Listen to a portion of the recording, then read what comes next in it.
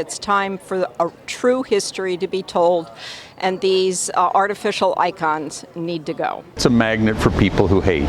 We need them gone.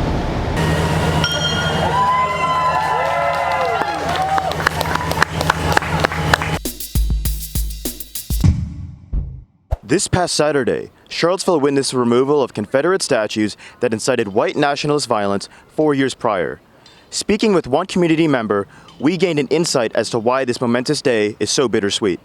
It is very sad because so much death, murder, and violence had to happen in order for this to even get close to this point. We have to understand that in the early 1920s, we saw a surge in the eugenics movement here in Charlottesville. We saw the KKK gaining strength in Charlottesville. They had public meetings, public cross burnings. The meetings were attended by the mayor and the sheriff, and they were advertised in the Daily Progress. People were not shy. The white people were not shy about their racial views during the early 20s when these statues were being erected. We have to keep all of that in mind in understanding why they are there at all. Yeah, I think these have always been statues, when you look at their history, the history of the parks, when they were put in, how they were designed. They were always designed explicitly as memorials of a lost cause narrative. They were put in decades after the Civil War. And I think that's always been the meaning and history of these statues. And given that, I think it's always made sense to remove them and put in different public art that's telling a different local history. And then, of course, now they're inextricably bound up with the white supremacist terrorist attack that happened. And so they're now symbols of that as well. And quite frankly, a security risk for the city because of that. The statue removal has been a long-fought effort, originating almost 9 years ago, but not gaining true momentum until 2016. Well, it was a conversation started about 2014, actually really about 2012 by Kristen Zakos, then on City Council. Really got its energy when Ziana Bryant, who is now a UVA student, really started pushing it with a petition. February of 2017, the decision was made that council wanted to take down these statues. That's actually what brought the Unite the Right rally to Charlottesville. On Saturday, there were mixed emotions among the audience that gathered to watch the statue removal. It's a very happy day because these statues have been removed. They have dominated the landscape and the conversation for so long. They have done so much harm. So it's great to see them removed. And they took these statues down in about 4 hours.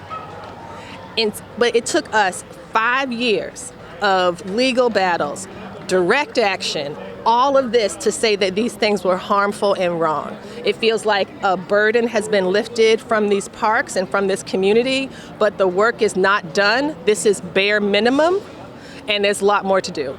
4 years ago, efforts were made to contextualize the statues in McIntyre Park.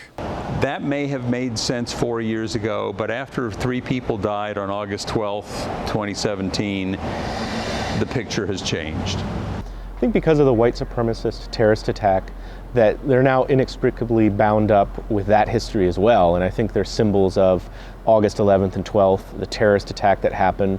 And quite frankly, I think that also makes them a security risk for the city. After August 12th, many residents of the Charlottesville community responded to the white supremacist attacks by energizing efforts to remove these statues through meetings and demonstrations.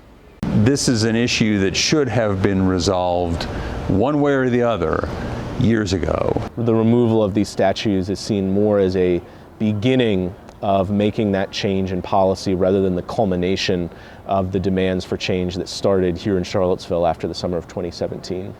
It was good to just hang out with friends and see this happen. It's a culmination of a lot, but it's not the end of a story. And so onward for our community. Councilor Snook hopes that Virginia will serve as an example to other cities to take action to remove symbols affiliated with prejudice and racism.